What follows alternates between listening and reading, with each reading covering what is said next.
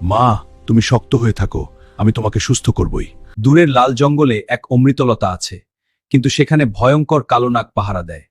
সেই লতা আনতে পারলে তোমার মা সুস্থ হয়ে যাবে। মায়ের জন্য আমি আগুনের ভেতরে যেতেও প্রস্তুত।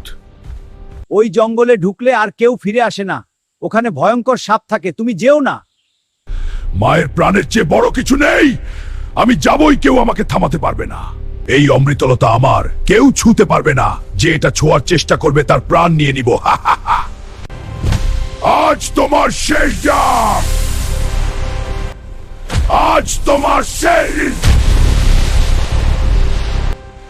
আজ তোমার শেষ দিন, আজ তোমার শেষ দিন। মা, আমি আসছি, তোমার জন্য অমৃতলতা নিয়ে ফিরছি। তুই আমার বীর সন্তান।